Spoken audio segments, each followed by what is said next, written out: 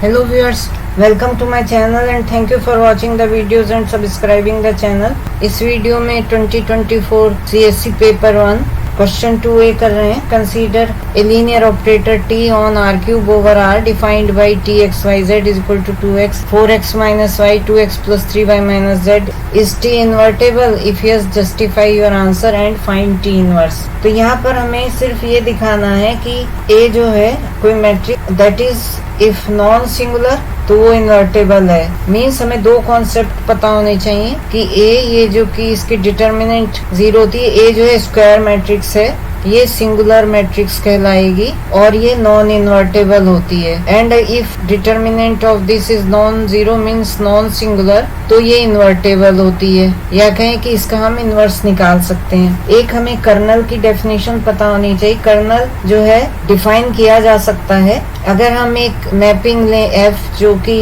u से v को map कर रही है. f is such that it is mapping from u to v.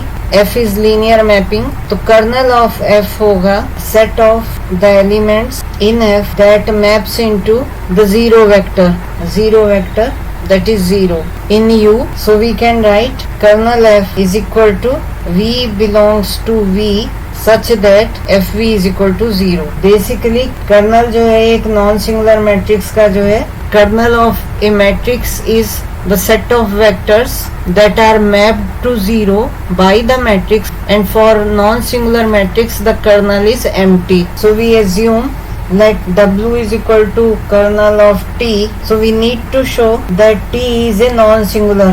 That is जैसे कि हमने कहा अगर नॉन सिंगुलर है तो इसका कर्नल empty होगा. So this is the empty. Now set t x y z is equal to 0 0 0 which gives t x y z which is given as 2x 4x minus y 2x plus 3y minus z. This is basically 0 0 0. So we get three equations from here. So here we have 2x is equal to 0, 4x minus y is equal to 0 and 2x plus 3y minus z is equal to 0. So thus w क्या होगा? W is the solution space of the homogeneous system. This is one system 1. अब इसका trivial solution है क्योंकि homogeneous system है तो इसका trivial solution है 0 0 0 which has only the trivial solution 0 0 0. So we got thus W is an empty set. Hence T is non-singular. हमने reverse किया, कर्नल को empty दिखाया. इसका मतलब अगर नॉन सिंगुलर मैट्रिक्स है तो उसका कर्नल एम्प्टी है. ये शो हो गया. इसका मतलब मैट्रिक्स क्या है? टी जो है वो नॉन सिंगुलर है. एंड सो टी क्या होगी? इन्वर्टेबल हो जाएगी. T is invertible. अब टी इन्वर्टेबल है तो हम इसका इन्वर्स भी निकाल सकते हैं.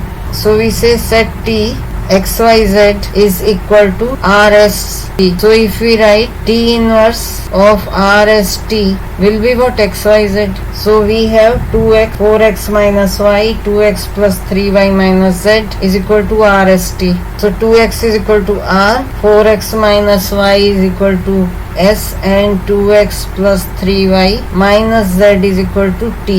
अब इन्हें हम सॉल्व कर सकते हैं तीनों इक्वेशंस को और x y z की वैल्यू निकाल सकते हैं. तो पहली इक्वेशन से आगे x इज r/2, y हम निकाल सकते हैं सेकेंड इक्वेशन से. इसमें सेकेंड में हमने x की वैल्यू r/2 रख दी. So this is 2r minus s is y and z is equal to from third equation या इसमें सब्स्टिट्यूट करके 7r minus 3s minus t ये वैल्यू आ गई xyz की.